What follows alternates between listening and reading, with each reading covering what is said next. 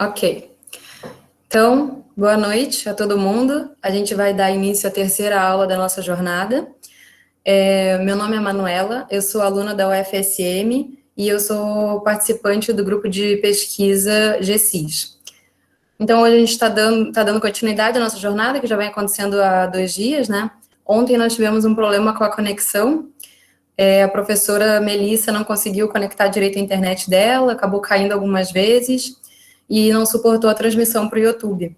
Então, a gente optou por cancelar a aula, né? E ela vai gravar essa aula e a gente vai disponibilizar ela na página do Platformed, no YouTube, para vocês poderem ver a aula direitinho, com calma, sem travar. E aí, o link de participação daquela aula vai estar junto com esse vídeo no YouTube. Aí vocês podem assistir, ali vai estar o link, vocês preenchem direitinho e já vai ser contabilizada a presença por aquilo. A presença de hoje a gente vai mandar aqui no chat, o formulário, vocês preenchem também, que nem no primeiro dia. Acho que é isso de avisos. Então, hoje a gente vai conversar com a palestrante Raquel Prado Tomás. Ela fez graduação e clínica médica na Unicamp, em São Paulo, geriatria na PUC, aqui no Rio Grande do Sul, medicina paliativa na URGS, no Rio Grande do Sul também, mestrado em ciências médicas na URGS, e é médica paliativa agora no Hospital Universitário de Santa Maria. E hoje ela vai vir aqui falar com a gente mais especificamente sobre síndromes geriátricas. Então, bem-vindos a todos. Lembro vocês de desligarem os microfones e as câmeras para não ficar atrapalhando a professora, e acho que a gente já pode ir começando. Raquel, você está aí? Tudo bem?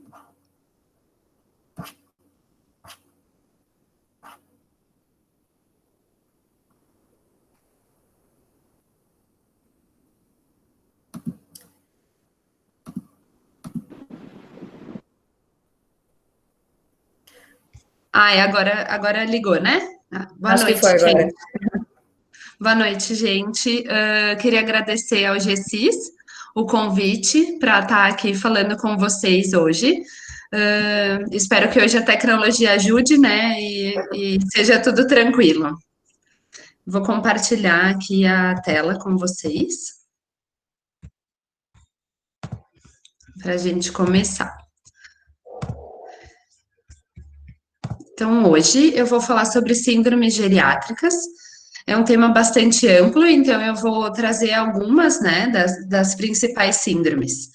Então, para a gente começar, vamos falar sobre o conceito, né, de síndrome geriátrica. Então, esse termo, ele descreve condições que são apresentadas pelos idosos, mas que não se encaixam em uma categoria de doença. Então, não é uma doença e não é uma categoria. Se trata de um termo que ele mostra, né, diz sobre condições prevalentes que têm etiologia multifatorial, se associa a múltiplas comorbidades e, a maior parte das vezes, infelizmente, né, a desfechos negativos, como incapacidade e piora da qualidade de vida. Para a gente poder falar sobre isso, a gente precisa trazer alguns outros conceitos. Alguns foram abordados ontem, mas eu vou trazer hoje de novo, né, porque os temas são bem interrelacionados. Né? Então, o principal é que a saúde do idoso, ela sempre está intimamente relacionada com a sua funcionalidade global. Ou seja, né, a gente vai considerar que um idoso ele é robusto quando ele consegue fazer as suas atividades sozinho, de forma independente e autônoma, mesmo que ele tenha doenças. E o que seria isso, né? Então, a funcionalidade global é essa capacidade de gerir a própria vida, né? De cuidar de si mesmo. A autonomia, ela traz a capacidade de decisão, né? Então, o idoso, ele consegue comandar suas ações, seguir suas regras e tomar todas as suas decisões. E isso depende de outros 2 parâmetros, da cognição e do humor. E a independência é a capacidade de realizar algo com os seus próprios meios. Então, a independência, ela está bem relacionada com a execução. E isso depende da mobilidade e da comunicação. Agora, vamos explicar um pouco melhor esses outros conceitos que a gente falou aqui, né? Então, a gente precisa ter o funcionamento desses 4 domínios integrados, né? E estarem todos funcionando para a gente ter um idoso funcional. Então, o que seria a comunicação? É a capacidade de estabelecer um relacionamento produtivo com o meio. Então, isso depende da visão, da audição e da fala. Depois nós temos o humor, que é a motivação, né, que a gente precisa para fazer os nossos processos mentais. A mobilidade, que é a capacidade de deslocamento, né, do indivíduo. Isso vai depender da postura, da marcha, da capacidade aeróbica e também da continência esfincteriana. E por fim, a cognição, né, que é o nosso conceito aí mais amplo, né? A cognição é a capacidade mental de compreender e resolver os problemas do cotidiano. E ela é constituída por um conjunto de outras funções corticais, né? Então, ela é subdividida em memória, que seria, né, o armazenamento de informações, a função executiva, que é a capacidade de planejamento, antecipação, né, sequenciar e monitorar tarefas complexas. A linguagem, que é a capacidade de compreensão e expressão da linguagem oral e escrita. Praxia, capacidade de executar um ato motor. Agnosia, ou percepção, capacidade de reconhecer estímulos visuais, auditivos e táteis. E, por fim, a função visoespacial, a capacidade de se localizar no espaço e perceber a relação dos objetos entre si. Ou seja, né, se a gente perde ou a independência ou a autonomia, né, qualquer uma dessas, a gente vai ter diversos desencadeantes que vão nos levar a síndromes geriátricas. As síndromes geriátricas, ela tem alguns sinônimos, né, os gigantes da geriatria ou os 5 Is da geriatria, né, então são uma das bases, né, da geriatria, embora, se você for procurar no tratado, né, não vá ter um capítulo com esse nome, né, mas é um assunto muito amplo e a base, né, para quem gosta ou quem pretende seguir nessa área da gerontologia e da geriatria. Então, aqui as principais síndromes, né? Esse quadro, ele é do professor Edgar Nunes de Moraes, que é um dos professores, né, que mais estudam isso, né? Ele é lá de Minas Gerais. Então, aqui nós temos duas colunas, a da autonomia e a independência. Então, se a gente tiver uma alteração na autonomia, ela pode ser uma alteração na cognição ou no humor, né? E que vai nos levar a uma incapacidade cognitiva. Já na independência, né, a gente pode alterar a nossa mobilidade, seja na postura e na marcha, ou na capacidade aeróbica, que vão nos gerar instabilidade postural e imobilidade. E as alterações na comunicação vão levar a alterações, né, da incapacidade cognitiva. E também ali na mobilidade, a continência esfincteriana, né, que é uma coisa que muitas vezes a gente não lembra, né, que a continência, ela está relacionada com a mobilidade. E, por fim, a gente tem aqui outras, né, duas síndromes, que são a iatrogenia e a insuficiência familiar, que elas não estão relacionadas, né, com a autonomia e independência, mas são síndromes extremamente prevalentes e frequentes. E nós temos outras duas síndromes que foram acrescentadas, né, mais atualmente, a fragilidade e a sarcopenia, né, que foi o tema da aula de ontem e vai ser o tema da aula de amanhã, né, então para a gente fechar aí, né, a jornada. Só para lembrar, né, que as síndromes geriátricas, elas não são algo novo, então elas foram descritas em 1976, quando elas foram descritas, não se incluía a incapacidade comunicativa e a insuficiência familiar. Então, inicialmente, eram considerados só esses 5 Is: a iatrogenia, a imobilidade, a instabilidade, incontinência e insuficiência cerebral. Sendo que cada uma dessas síndromes, ela está relacionada com algumas doenças ou outras síndromes mais prevalentes, né? Como a polifarmácia, as lesões por pressão, né, que são uma das consequências da imobilidade, as quedas, a incontinência urinária e fecal, e a depressão, a demência e o delírio. Ou seja, né, as síndromes geriátricas, elas têm múltiplas causas, elas não são um risco de vida em si, né, mas todas essas síndromes, elas vão trazer um aumento na mortalidade. Elas podem ocorrer juntas e compartilham fatores de risco entre si. E, em geral, levam à perda funcional e ao comprometimento da qualidade de vida. Aqui, só para a gente dar um exemplo um pouco mais prático, né, de como seriam essas síndromes no nosso dia a dia. Então, a gente vê o quanto elas são múltiplas, né? Então, se a gente vai pensar numa doença específica, como a aterosclerose, então a patogênese dela é a oclusão coronariana, que vai nos dar o sintoma da angina. Já as síndromes geriátricas, elas têm fatores etiológicos múltiplos, então a demência, desidratação, alguma outra comorbidade grave, medicamentos, todos esses se associam em múltiplas rotas patogênicas que vão interagir entre si, né? Então, lesão cerebral, algum distúrbio eletrolítico, hipoxemia, efeito anticolinérgico, que todas elas podem se manifestar em uma única síndrome, que seria o delírio, né?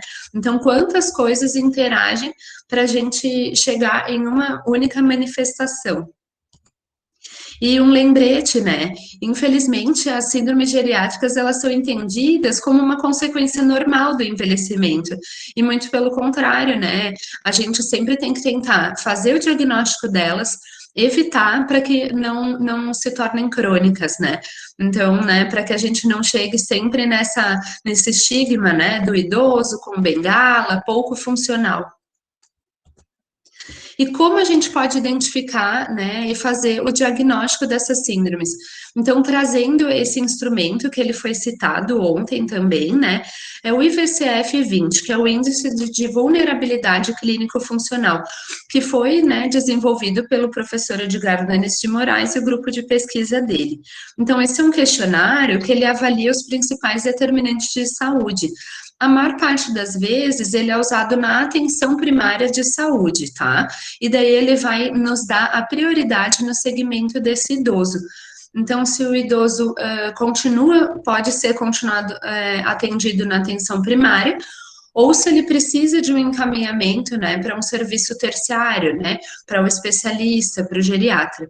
É de aplicação simples e rápida, ele pode ser usado por qualquer profissional de saúde, então não precisa ser médico, né, para fazer a aplicação, até o próprio idoso e os familiares podem aplicar também. E ele tem um caráter multidimensional e alta confiabilidade, porque ele avalia 8 diferentes dimensões que são preditoras de declínio funcional e até de óbito, né? Então, eu vou mostrar aqui no próximo slide o instrumento em si, tá? Então, primeiro ele traz a idade, depois a autopercepção de saúde, que ele divide só em 2 itens, né? Então, se ela é excelente, muito boa, irregular ou ruim. As atividades de vida diária, que ele traz as atividades de vida instrumentais, então ele usa 3 dessas atividades, e uma atividade básica de vida diária. Na atividade básica, só se considera o banho. E nas atividades instrumentais, né, se a pessoa consegue fazer compras, controlar o dinheiro, e se faz pequenos trabalhos domésticos, lavar roupa, fazer a limpeza. Aí vem a parte da cognição, que é um questionário, né? Se algum familiar ou amigo viu que o idoso está ficando esquecido, se esse esquecimento está piorando ou impedindo a realização de alguma atividade do cotidiano. E a outra parte daí traz questões sobre o humor, a mobilidade, comunicação e as comorbidades múltiplas. Né? Então, se o paciente ele consegue elevar os braços acima do nível do ombro, né? Depois ali na capacidade aeróbica e muscular, né? No item aqui 14. Então, tem algumas perguntas, algumas condições que são para identificar a fragilidade, né? Que foi citada ontem. Se a pessoa tem dificuldade de caminhar. Por fim, se tem algum distúrbio, né? De visão e audição. E as últimas questões aqui, se a pessoa tem 5 ou mais doenças crônicas, usa mais de 5 medicamentos ao dia, e se teve internado recentemente, nos últimos 6 meses. Outra ferramenta, né, imprescindível, que também vocês vão ter aula na jornada, é a AGA. Então, eu trouxe aqui um artigo, que é uma meta-análise, que avaliou diversos estudos randomizados. Então, foi um estudo em 6 países, com 10.300 participantes, que comparou a AGA com o cuidado médico tradicional. E foi evidenciado que os participantes que foram submetidos à AGA, eles apresentaram maiores chances de estarem vivos no domicílio após alta, seja no segmento aqui em 1 ano ou no segmento em 6 meses. eles tiveram menores chances de alta para uma instituição geriátrica e eles tiveram menos chance de morrer ou apresentar piora, né? Então, só para mostrar a importância da AGA, a importância da gente fazer o diagnóstico dessas síndromes. Agora eu vou trazer um pouco mais detalhes de algumas das síndromes, tá? Não tem como falar de todas, porque senão a gente vai ficar horas aqui, né? Então, a primeira síndrome que a gente vai abordar é a iatrogenia, que seria, né, um evento ou uma doença não intencional, que é sempre causada por uma intervenção por parte da equipe multiprofissional da saúde, né, que ela pode resultar em dano à saúde do paciente. Essa seria a iatrogenia de ação, né, então tudo aquilo que nós, profissionais da saúde, causamos de malefício, mesmo que não intencional, ao paciente. E também existe a iatrogenia de omissão, que é quando a gente causa um dano por uma omissão, né? Essa incapacidade iatrogênica, ela traz um declínio funcional e, em geral, ela está associada a eventos iatrogênicos durante uma hospitalização, que infelizmente é muito frequente. Então, quase 11% das internações, ela apresenta esses desfechos, né, como falta de mobilização, uso excessivo de fraldas e cateterização, que vai nos levar a essa incapacidade iatrogênica. E 81% desses eventos, eles seriam potencialmente evitáveis. Então, aqui só para mostrar, né, como as síndromes, elas se correlacionam. Então, o idoso interna, acaba ficando imóvel, né, tem uma falta de mobilização nessa internação, usa muitas fraldas, medicação, cateterização, e isso gera a incapacidade iatrogênica e as outras síndromes, né, então, lesão por pressão, né, a incontinência. E é importante a gente perceber, né, que isso está ocorrendo para a gente atuar num sentido de uma prevenção quaternária, que também é um termo novo, mas que tem sido cada vez mais falado, que é a gente detectar esses indivíduos que estão em risco de tratamento excessivo e cuidar as nossas intervenções médicas, né, inapropriadas e tentar fornecer outras alternativas. Né? Então, é um adoecimento iatrogênico, né? Que seja o intervencionismo, tanto diagnóstico quanto terapêutico, e a medicalização desnecessária pode levar a isso. E qual seria a forma mais comum de iatrogenia? É a iatrogenia medicamentosa, né? Então, a gente sempre tem essa ideia do idoso que tem muitas doenças e usa muitos medicamentos, né? E isso tem um nome, que é mais um conceito aqui, né? Então, é a polifarmácia, que se trata do uso de 5 ou mais medicamentos concomitantes. Então, a polifarmácia, ela facilita o uso de medicamentos inapropriados e a ocorrência de efeitos adversos e também das interações medicamentosas. E aí, mais uma vez, né, a polifarmácia, ela pode levar às outras síndromes geriátricas, como a incapacidade cognitiva, a incontinência urinária, as quedas e o aumento da mortalidade. Além do custo, né, desnecessário, seja para o paciente, né, para os familiares e para o sistema de saúde. Então, aqui só para dar um exemplo, né, de como essas coisas são intrincadas, né? Então, um paciente que tem policomorbidades, ele às vezes precisa dessa polifarmácia, é um indivíduo idoso que tem alterações farmacocinéticas e farmacodinâmicas, né, de como esses fármacos vão agir. Aí, em geral, a gente também, infelizmente, tem que lembrar da automedicação, que vão combinar nessas reações adversas. Aqui a gente mostra, então, que essa multimorbidade, o envelhecimento, né, o idoso muitas vezes tem vários prescritores, né, então vai no pneumo, no cardio, no endócrino e no geriatra, né, então o geriatra muitas vezes ele tem esse papel, né, de tentar organizar isso, né, de avaliar o que esses vários prescritores estão trazendo nessa polifarmácia do idoso, né, que vai trazer dificuldades na nossa prescrição, na nossa orientação, e pode nos gerar interações medicamentosas, reações adversas, submedicação, né, usar muitas drogas com uma subdose delas, não adesão e um aumento do risco de terapêutica inadequada.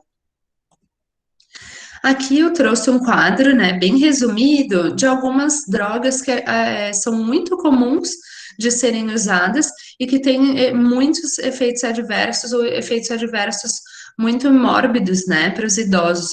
Então, aqui, por exemplo, relaxantes musculares, anticolinérgicos e benzodiazepínicos, eles podem levar a quedas, né, que consequentemente podem levar a fraturas.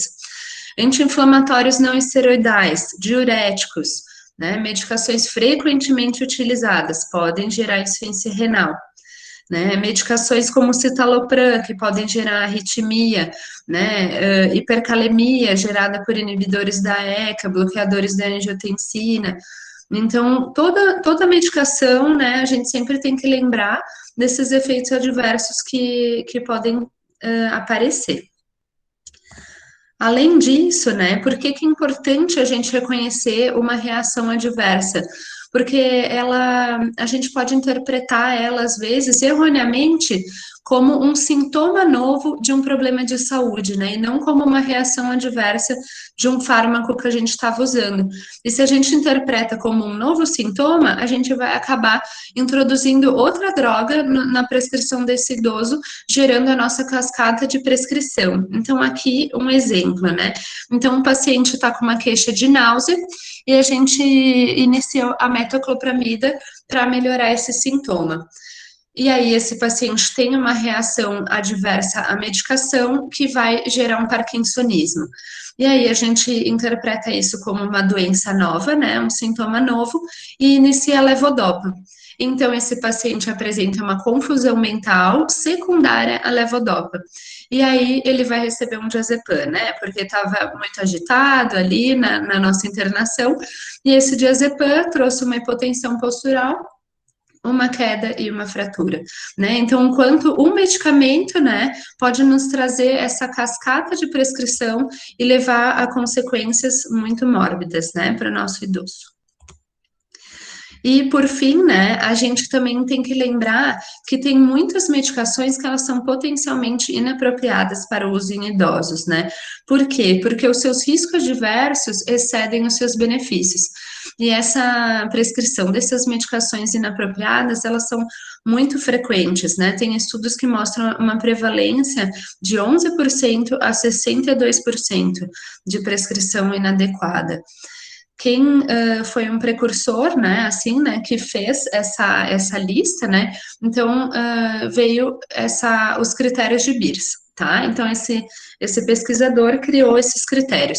Eu coloquei aí nas referências, então tem o site da SBGG de São Paulo, que ele traz um resumo dessas atualizações, e embaixo a referência em si, tá? Então, em 2019, essa lista dessas medicações, ela foi atualizada. Aqui eu trouxe um quadro com um resumo, só para mostrar, né? No site vocês vão poder ver, ele é bem mais subdividido, né? Tem todas as categorias de medicações, é bem interessante de olhar. Então, aqui, né, trazendo, por exemplo, a classe dos analgésicos e anti-inflamatórios. Então, aqui nós temos alguns exemplos de fármacos e o motivo por que eles deveriam ser evitados em idosos, né? Então, risco aumentado de úlcera péptica e sangramento, alguns fármacos, né, como a indometacina, tem risco de efeitos adversos no sistema nervoso central, né? E a meperidina, que, né, deve ser evitada não só no idoso, né, mas em todos os pacientes que têm um risco maior de neurotoxicidade. Então, tem aqui categoria de antihipertensivo, antiespasmódico, antihistamínico, benzodiazepínico, os hipoglicemiantes orais. Então, tem classes de medicamentos, né, diversas, e medicamentos que são muito frequentes, né, no nosso dia a dia. Infelizmente, a gente esbarra, né, às vezes em dificuldades, porque muitos medicamentos dessa lista são os medicamentos que estão disponíveis no SUS, né? Então, a gente acaba tendo, às vezes, que usar porque o paciente não vai conseguir, né, arcar com o custo de uma outra medicação que não estaria nessa lista, né? Não é proibido de usar, mas usando esses fármacos, né, sempre prestar atenção, porque você vai poder ter mais efeito adverso com eles, né? E isso, né, então se a gente identificou, né, que esse paciente tem uma polifarmácia, está usando muitos medicamentos que podem ser inadequados, então a gente pode pensar na desprescrição, né, também tem sido bastante falado, né, tanto na geriatria quanto em cuidados paliativos.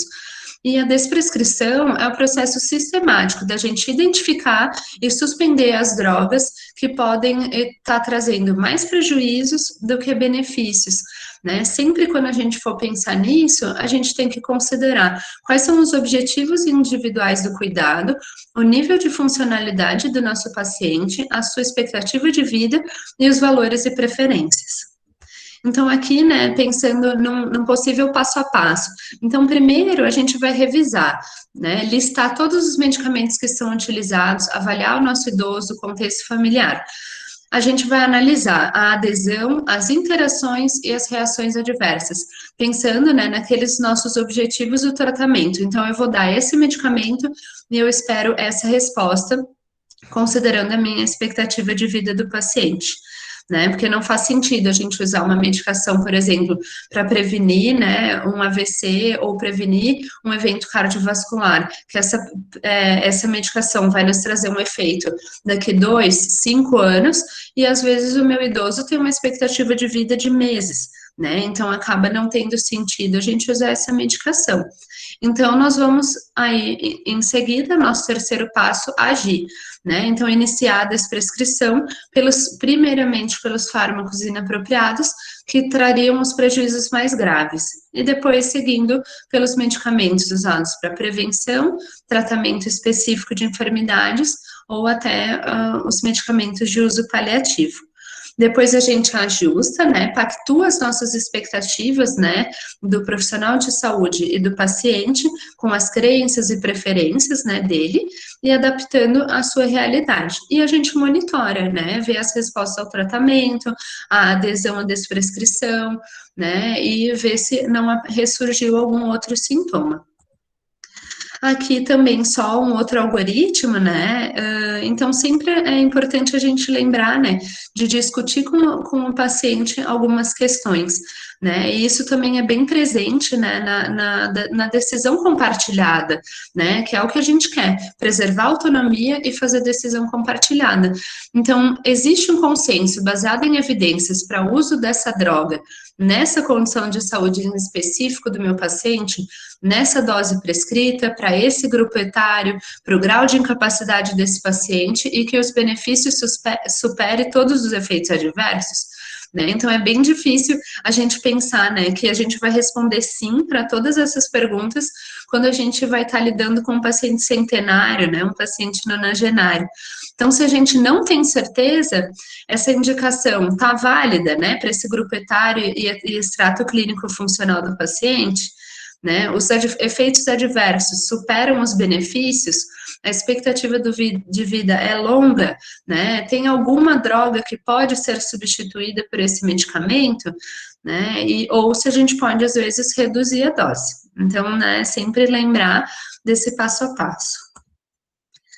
Então, agora a gente vai mudar, né? Vamos mudar para a nossa outra síndrome geriátrica que a gente vai abordar, que é a instabilidade postural.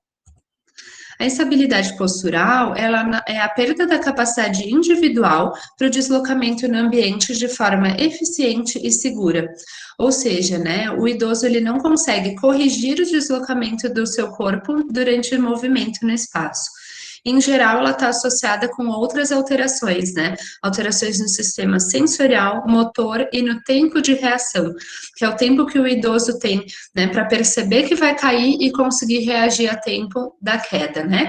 Que é o nosso desfecho mais temido, né? Então, que os geriatras sempre estão atentos a isso, né? Segundo a OMS, a queda deve ser definida como um ato de vir a inadvertidamente ter ao solo ou em outro nível inferior, excluindo-se essas mudanças intencionais, né? As quedas, elas são muito importantes, por quê? Porque a sua incidência anual, ela varia com a idade. Então, ela acontece, né, em 30% dos idosos com mais de 65 anos, e pode chegar a 50% nos idosos com 80 anos ou mais, ou naqueles institucionalizados. todo idoso que cai, né, 2/3 eles vão ter uma nova queda no ano subsequente. Também é a sexta causa de morte entre os idosos e responsável por 40% das internações, sendo que 5% dos casos eles podem resultar em fraturas, sendo que 1% corresponde à fratura de fêmur. Então, as quedas, elas ameaçam a qualidade de vida, porque elas, sempre que o idoso cai, fica internado, né, seja com fratura ou não, a maior parte das vezes a gente vê que tem um declínio da capacidade, tanto do autocuidado quanto da interação social, né, então aumenta a morbidade, a mortalidade e a institucionalização prematura, né, e com relação às fraturas, até 20% dos pacientes com fratura de quadril, eles morrem no primeiro ano após esse acidente, né, essa queda. E os que sobrevivem, eles dificilmente retornam ao seu nível anterior de funcionalidade, né? Então, todo mundo já deve ter ouvido algum caso, né, ou já viu um idoso que caiu, teve uma queda, né, fraturou, foi internado, estava internado, né, teve uma pneumonia, teve outras complicações, ou saiu da internação com uma sonda enteral, ou saiu da internação com uma sonda vesical, então o paciente perde muita funcionalidade, né, depois de uma queda. E quais seriam os nossos fatores de risco? Então, tem os fatores de risco extrínsecos, né, que é principalmente o nosso ambiente, então eu queria também, né, ressaltar aqui a importância da gente, né, do geriatra sempre trabalhar numa equipe multi, né, porque o terapeuta ocupacional vai poder nos ajudar muito com relação, né, a esses fatores de risco extrínsecos, né, e com relação aos nossos fatores intrínsecos, né, então, os idosos maiores de 75 anos, mulheres que têm declínio cognitivo, inatividade, déficit visual ou auditivo, os distúrbios do equilíbrio da marcha, né, e algum antecedente de comorbidade, né, como AVC ou a própria polifarmácia, o uso de psicotrópicos, o comprometimento das atividades diárias. Tudo isso vai atuar como fator de risco intrínseco, né? E aqui, mais uma vez, né, diversos profissionais podem nos ajudar com relação a isso, né? Então, o fisioterapeuta, o educador físico, né? Ter um farmacêutico clínico para nos ajudar nessa questão da polifarmácia, né? Identificar essas medicações que podem ser inapropriadas, né? O nutricionista, né? Na nossa recuperação aí pós-quedas, né? Também amanhã vocês vão ver, né? Com relação à sarcopenia. Então, é necessário uma abordagem multidisciplinar, né? Para esse paciente.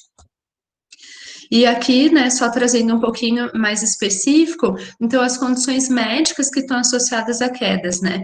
Então, doenças neurológicas, né, AVC, doença de Parkinson, demência, as próprias doenças musculoesqueléticas, né, então, as alterações nos pés, a osteoartrite, cifose, alterações sensoriais, alterações cardiovasculares, né, arritmia, síncope e outras patologias, né, como a própria fragilidade, né, que foi citada ontem, anemia, diabetes, distúrbios do sono, todas essas doenças podem interagir, né, entre si e levar a uma instabilidade postural. Aqui eu trouxe, né, por fim, um algoritmo de prevenção de quedas. Vou passar para o próximo, que daí a figura vai estar maior. Então, a gente sempre tem que perguntar, sempre, né, assim, todos os profissionais da saúde, né, se os idosos tiveram queda no último ano. Se o paciente não teve queda, a gente sempre vai lembrar da prevenção, né, que é isso que a gente quer, evitar que ela aconteça. Se o paciente teve uma queda única, né, então observar ali as nossas causas, possíveis distúrbios da marcha, e se o paciente tem uma queda recorrente, né, então a gente vai precisar de uma avaliação completa, né, então fazer essa história da queda, né, como que ela foi desencadeada, revisar os medicamentos, avaliar a visão, a marcha, o equilíbrio, né, examinar os membros inferiores, um exame neurológico e cardiovascular, né, e aí fazer a nossa intervenção multidisciplinar, né, nunca vai ser um profissional só que vai conseguir, né, melhorar esse paciente pós-queda ou evitar que essa queda aconteça, né, então sempre muito importante a gente lembrar, né, o quanto todos os profissionais da saúde precisam estar envolvidos. E aí, por fim, vou trazer mais uma síndrome geriátrica aqui, que é a incapacidade cognitiva. A incapacidade cognitiva, então, só retomando, né, ali do começo da aula, então a cognição é o conjunto de capacidades mentais que permitem ao indivíduo compreender e resolver os problemas do cotidiano, juntamente com o humor, né, que é aquela nossa motivação. A cognição, ela é fundamental para que a gente mantenha a nossa autonomia e consiga desempenhar as nossas atividades básicas e instrumentais de vida diária. Só para trazer aqui mais um conceito, né, que é a consciência, que ela é outra, né, é diferente da cognição, né, então que muita gente, muito, né, profissional da saúde, né, e os familiares às vezes têm essa confusão, né, que a consciência é um estado de alerta que permite ao indivíduo reconhecer a si mesmo e ao ambiente, e interagir com esse ambiente, né. Então, um rebaixamento do nível de consciência, ele pode ser uma causa de incapacidade cognitiva. E por fim, né, a nossa síndrome em si, a incapacidade cognitiva, ela é um diagnóstico sindrômico que facilita a abordagem do paciente que tem um declínio cognitivo e funcional. Então, sempre que a gente vê um paciente com declínio cognitivo, a gente tem que pensar qual o aspecto que está comprometido. Então, se é a cognição, a gente vai ter provavelmente um diagnóstico de demência. Se é o humor, a depressão. E se é a consciência, a gente vai ter o delírio. E por fim, né, as alterações de pensamento e de senso de percepção, que seriam as doenças mentais, né, que é um termo que a gente não usa mais, mas só para trazer aqui, né, o método mnemônico, né, do professor Moraes, lá de 2008, então, para lembrar, né, desses 4 Ds da incapacidade cognitiva. E aqui uma tabela, um resumo, para a gente lembrar quais seriam as diferenças desses 4 Ds, né? Então, de uma maneira bem resumida, né? O delírio, ele sempre vai ser flutuante, né? E vai ser de estabelecimento agudo. Então, né, que é super comum no paciente internado, ou mesmo no paciente demenciado, né? Em instituição ou em casa. Em geral, ele é noturno, agudo, o paciente flutua, então ele intercala, né, esses intervalos em que ele está lúcido com esses episódios de confusão. Ele pode durar horas ou semanas, e o paciente pode ficar, né, com a consciência reduzida na maior parte das vezes. E a atenção é flutuante, então o paciente não consegue manter a sua atenção, né, ele perde a sua orientação, altera a memória, né, e a percepção. É bem comum o paciente ter alucinação, né. A demência, ela, na maior parte das vezes, ela vai ser insidiosa, né? Então, vai ser lenta essa progressão. Ela pode durar meses a anos, né? A consciência, ela só vai estar alterada nos estágios mais avançados da demência. E o paciente vai acabar perdendo, né, a orientação e a memória também. Muitas vezes tem alterações, né, do ciclo sono-vigília e da fala, principalmente nos estágios mais avançados. A depressão, né, então, que é bem mais variável, né, esse início, essa evolução, pode trazer uma redução leve da atenção e pode trazer também alterações do sono. E por fim, né, as doenças mentais, né, ela em geral preserva a memória, né, só nas fases mais avançadas da doença que a gente vai ver uma alteração nesse sentido, e ela é bem mais variável também, né, com relação ao início e a sua evolução. Porque, né, eu escolhi também, né, a incapacidade cognitiva, né, dentro das nossas síndromes ali para trazer para vocês hoje. Porque mais de 50 milhões de pessoas em todo o mundo, elas vivem com demência. E a cada ano são registrados quase 10 milhões de novos casos. Então, o quão importante, né, vão ser os profissionais da área da gerontologia, né? Já são, mas no futuro a gente vai precisar de mais profissionais ainda, né? A estimativa da OMS é de que 152 milhões de pessoas elas serão afetadas, né, com incapacidade cognitiva até 2050. No Brasil, segundo a SBGG, são registrados 55 mil novos casos de demência todos os anos. E atualmente, 1,4 milhão, né, de brasileiros vivem com demência. E a gente pode chegar até 6 milhões em 2050. Então, enquanto a nossa sociedade, né, não tá preparada para isso, né, e o quanto o nosso sistema de saúde também não está preparado, né? A gente já tem visto essa dificuldade, né, nesse momento de pandemia que a gente está vivendo. E quais seriam algumas das causas da incapacidade cognitiva? Então, aqui eu nem vou abordar as causas reversíveis, né? Então, considerando as causas irreversíveis, aproximadamente metade dos casos, eles vão ser demência de Alzheimer, né? E os outros 50% vão ser as demências não Alzheimer, que pode ser a demência vascular, a demência por corpos de Levy, a frontotemporal, e as outras demências que a gente chama de atípicas, né, ou as mais raras, que são as demências relacionadas à doença de Parkinson, paralisia supranuclear progressiva, né, e outras.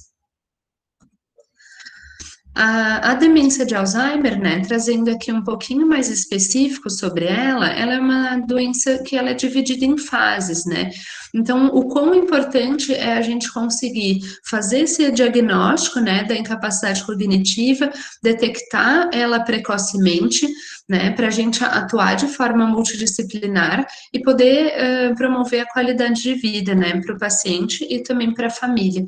Então, na fase inicial, né, é claro que a demência nunca vai ser assim, né, bonitinha, com fases, né, ah, não, passou 2 anos, agora é a fase intermediária, né, ela é bem variável essa evolução, mas em geral, né, na demência leve, o paciente ele começa a ter dificuldade de se adaptar a novas situações e começa a apresentar confusão espacial, né? Então a gente vê o paciente começando a perder a sua independência e a sua autonomia. Na fase intermediária e moderada, então o paciente ele começa a ter agitação, insônia, prejuízos de linguagem, incontinência, dificuldade de alimentação, né? Então olha que outras síndromes geriátricas já aparecendo, né? E na fase avançada ou final da doença, a gente vê aquele paciente que muitas vezes já está acamado, né? Já tem lesões por pressão, fala muito pouco, tem distúrbio da deglutição, está desnutrido, começa a ter infecções de repetição, incontinência, broncoaspiração, né? Enquanto nessa fase a gente vai ter que lembrar, né, daquela nossa desprescrição, né, que a gente falou antes, né, porque algumas medicações já não vão começar a fazer sentido, né, e vão poder trazer mais prejuízo do que benefício. Né, aqui só uma figura, né, para ilustrar essa trajetória, né, da doença, né, da história natural da doença. Então, quando o paciente, ele tem, seja fragilidade, seja demência, a gente observa aqui, né, na vertical, a função, que seria a funcionalidade. Então, quando a gente faz o diagnóstico, o paciente, ele já está com a sua funcionalidade reduzida. E no decorrer do tempo, essa funcionalidade, ela vai reduzindo. Em alguns períodos, ele pode ter algum ganho da funcionalidade, né? Então, aqui, por exemplo, teve uma internação, saiu do hospital pior, né? E conseguiu trabalhar na reabilitação. Mas vocês podem ver que mesmo essa recuperação da funcionalidade, nesse pico, ele não volta ao que ele era antes, né? Então, ele recupera a funcionalidade, porém num nível inferior. E vai pouco a pouco, né, declinando até evoluir ao óbito. E é importante a gente lembrar, né, que o tratamento da demência de Alzheimer, até o momento, ele é um tratamento sintomático, né? Não há nenhuma medicação, né, que ele reverta essa história natural, né? Essa progressão, essa perda da funcionalidade. Os tratamentos que existem, eles trazem pequenos ganhos, né? Seja na nossa funcionalidade ou na nossa cognição, né? Principalmente nos campos da memória e da atenção. Então, é muito importante a gente trabalhar, né, na prevenção, trabalhar a cognição do paciente para a gente poder evitar ou comprimir essa morbidade, né, deixar que ela seja o mais tardia possível. E a gente não pode falar de controle de sintomas, né, sem lembrar dos cuidados paliativos, né, eu não ia deixar de trazer, né, um pouquinho dessa interface, né, dos cuidados paliativos com a geriatria. Então, sempre que a gente trata, né, de geriatria, das síndromes geriátricas, o que que a gente lembra, né? Que o nosso objetivo do cuidado, ele vai ser sempre o indivíduo, né? Sempre a pessoa e não a doença. Por quê? Porque o nosso objetivo é promover a autonomia, promover essa independência, né? Identificar precocemente as síndromes geriátricas e evitá-las.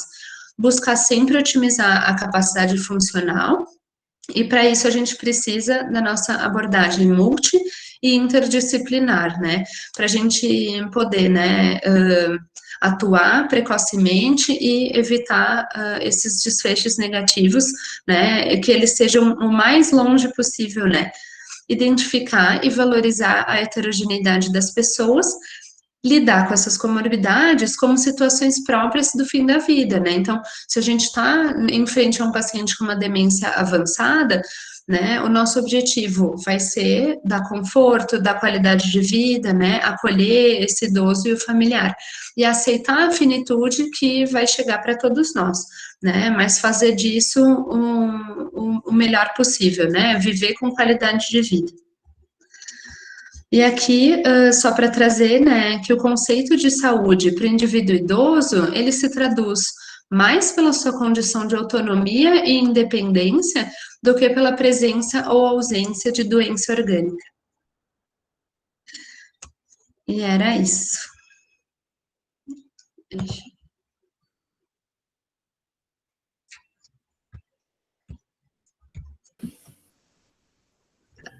Acho que foi bastante coisa, Oi, né? Bastante informação, né? Oi.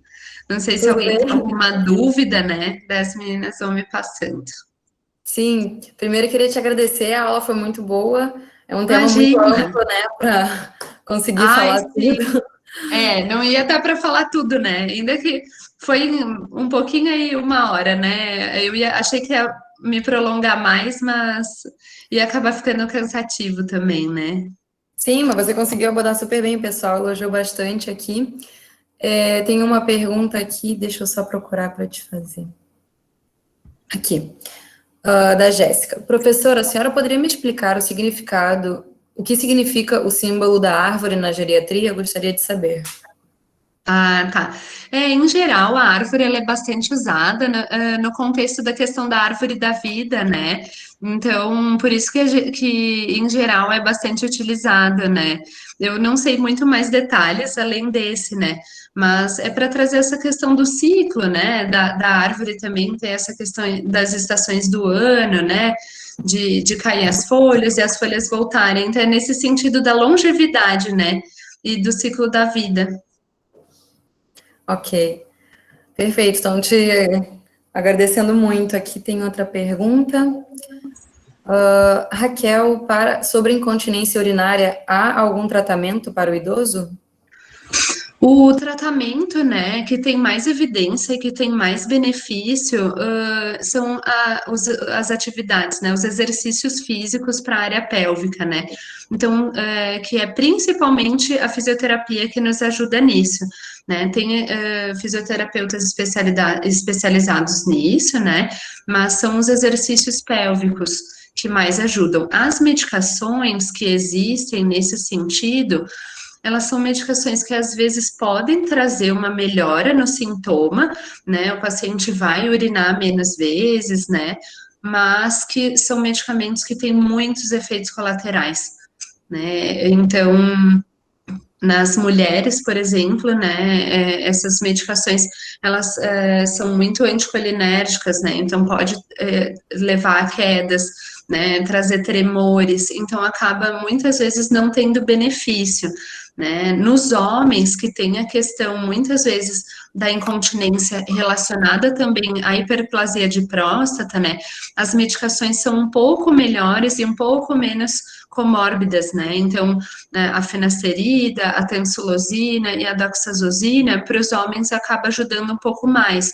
Né? Nesse caso que eu citei, a doxazosina e a tansulosina, por exemplo, elas são medicações da mesma classe, e a tansulosina, ela dá menos hipotensão postural que a doxazosina, por exemplo. Então, tem idoso que a gente não consegue usar a doxazosina. A pessoa prefere, vamos dizer, tolerar os sintomas da incontinência, porque a medicação dá muita hipotensão ou muita tontura, e aí o idoso não consegue usar. Então, o melhor são os exercícios, né? Porque a gente vai ter benefício sem efeito colateral.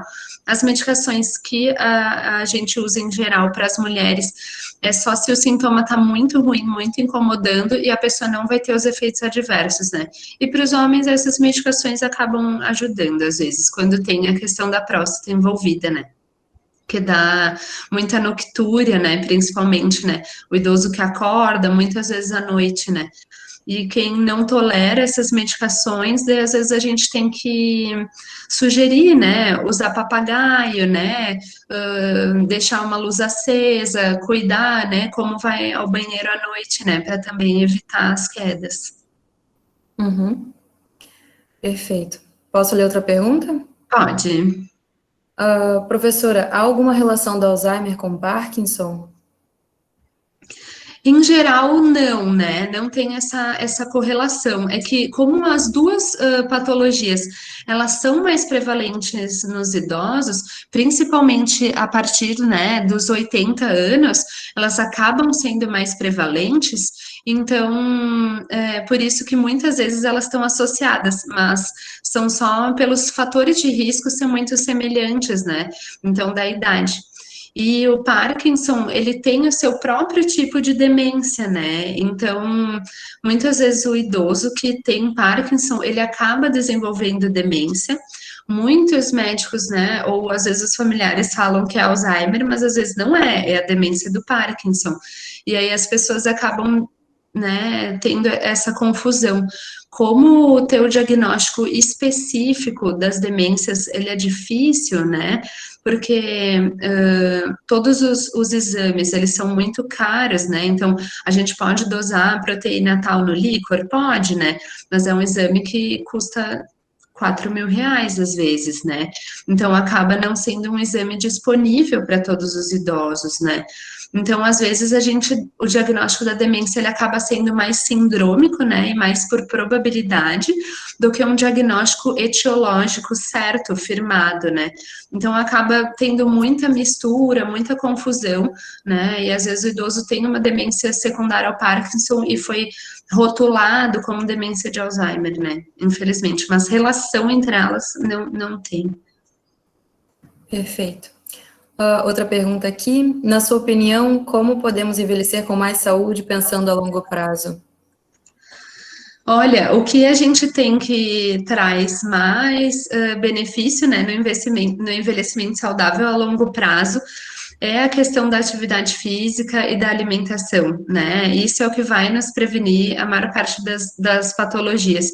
Então, a recomendação de atividade física é pelo menos 5 vezes por semana, meia hora, né, no mínimo, né, uma atividade aí moderada. E a alimentação, né, com verduras, frutas, sempre evitando alimentos industrializados, né, é o que mais vai nos trazer prevenção a longo prazo.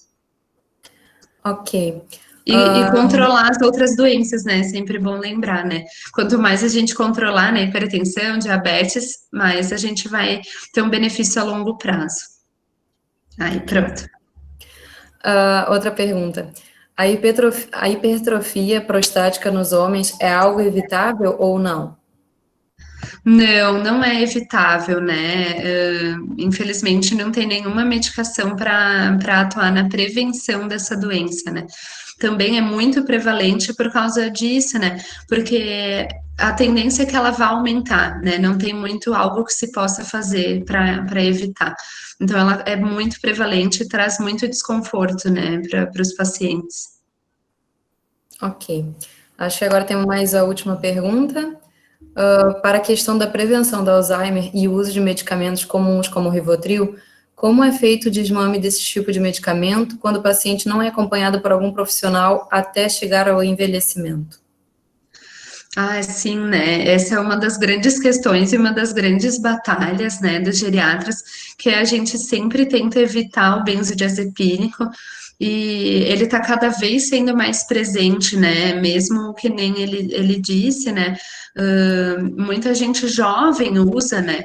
e já está isso descrito na literatura, né, que pode favorecer, né, o aparecimento de demências, né, ou da incapacidade cognitiva, e traz muitas consequências.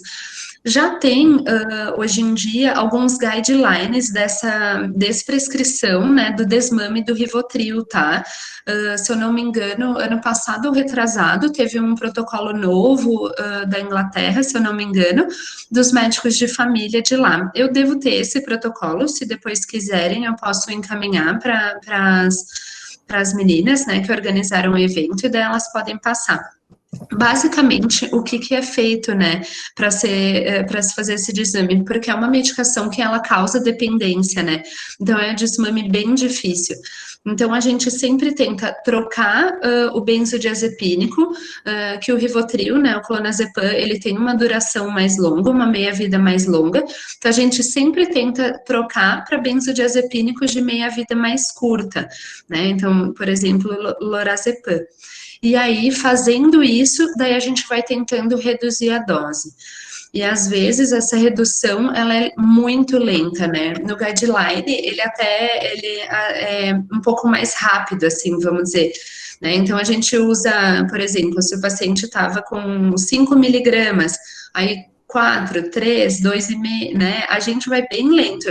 No guideline ele vai um pouco rápido, às vezes, tipo por semana, né? Que seria uma situação ideal, que às vezes a gente não tem, né? Então, por exemplo, tentar reduzir de 5 para 3 miligramas. Aí o paciente usa, às vezes, 2 semanas ou um mês. Daí depois reduz pela metade de novo. Então, para 1 miligrama, depois para meio miligrama. E vai nessa redução, né? Às vezes tem gente que não tolera reduzir a cada 2 semanas, você tem que fazer a cada mês. E aí tentar retirar essa medicação, né? Mas é sempre lento. Então, tentando ver essa questão da meia-vida e também da dosagem. Né? Qualquer médico, né, pode fazer esse desmame, mas ele é bem, é um desafio diário, assim, na prática, a gente conseguir fazer. Ok. Acho que tem mais uma pergunta que está surgindo. Ai, que bom que o pessoal está participante, né? Dentro da questão dos cuidados paliativos, uma vez instaurada uma debilidade no idoso, já se deve iniciá-lo? Ou qual outro parâmetro devemos levar em conta para isso?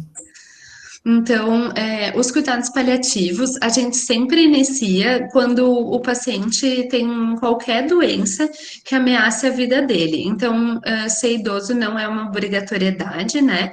O importante é essa identificação da doença. Né, tem sido defendido que os cuidados paliativos, eles se iniciam cada vez mais precoces, né? Então, por exemplo, se eu fiz um diagnóstico de câncer, eu já deveria, no diagnóstico, já ser acompanhada por uma equipe de cuidados paliativos. No caso dos idosos, em geral, a gente faz esse acompanhamento, né, dos cuidados paliativos, quase sempre, né? Porque quais situações estaria indicado? Então, num paciente com múltiplas comorbidades, né? Um paciente com ICC, DPOC, polifarmácia, então já está indicado os cuidados paliativos. Num paciente com demência, no início do diagnóstico da demência, também já está indicado o acompanhamento com os cuidados paliativos. Por quê, né? Então, no caso da demência, é uma doença que não tem cura e é uma doença que é progressiva e que vai poder trazer bastante comprometimento da qualidade de vida. Mas, às vezes, o paciente pode não ter demência e ter só uma insuficiência cardíaca avançada, por exemplo. Né? Então, aqueles pacientes que têm falta de ar ao repouso, né, já teriam essa indicação, porque também são doenças que comprometem muito a qualidade de vida e podem ter mais mortalidade que o câncer, né, a demência, a insuficiência cardíaca. Então, já estaria indicado o acompanhamento dos cuidados paliativos. para isso, né? Para a gente privilegiar a qualidade de vida e a autonomia do paciente, né? Para esse indivíduo idoso, né? Que às vezes não demenciou, mas tem esse medo, para ele já se posicionar, né? Ah, quando eu tiver 90 anos e tiver com uma demência avançada, eu não vou querer usar sonda, ou eu não vou querer usar, não vou querer ir para UTI, não vou querer usar sonda vesical. Então a gente sempre tenta favorecer essa autonomia, né? Oi, boa noite. Não sei se eu posso fazer uma pergunta. Tudo bem. Pode fazer. Oi, doutora Raquel, tudo bem? Oi. Não, assim, ó, a respeito da desprescrição, tá? Quando eu tenho um paciente que tem polifarmácia, essa desprescrição eu vou fazer sempre na consulta, eu vou analisar essas medicações, ou só quando o paciente apresentar alguma reação, algum problema? Em toda consulta, idealmente, tá? Então, o geriatra, ele faz muito esse papel, mas que, né, os outros médicos, outros profissionais, né, podem fazer também. Em geral, em toda consulta, a gente faz essa revisão das medicações que o paciente usa, né? Porque, às vezes, ele, no intervalo de uma consulta ou outra, ele foi em outro médico, começou a usar outra medicação, né? E aí a gente pode fazer a desprescrição, né? Tem muito paciente que às vezes se confunde, né? Eu já tive paciente que estava usando 2 tipos de AS, porque não sabia que um era AS, outro era de marca e era 2 AS que ele estava tomando, né? Ou tomando enalapril e captopril, porque não sabia, né? O médico prescreveu, daí o outro também prescreveu. Então, o ideal é que a gente sempre veja todas as medicações que o idoso usa, né? E também para lembrar daquelas medicações autoprescritas, né? Então, da vitamina que o vizinho orientou, né? Que a tia orientou. Então, para a gente poder sempre estar revendo e atualizando e tentar desprescrever, né? Tá certo, obrigada. Imagina. Então, temos mais 2 perguntas aqui. Qual a opinião da professora sobre as síndromes geriátricas em pessoas idosas institucionalizadas? E se a senhora acha que a institucionalização pode ser um fator preditor? Em geral, a gente tem esse movimento duplo mesmo, né? A maior parte das vezes o idoso ele é institucionalizado porque ele já tem muitas síndromes geriátricas, né? Então, porque o cuidado dele estava dependendo de muitas tecnologias, né? Então, às vezes, o idoso que já estava acamado, com sonda, então ele foi institucionalizado por isso. Então, por isso que às vezes os pacientes institucionalizados têm muitas síndromes, né?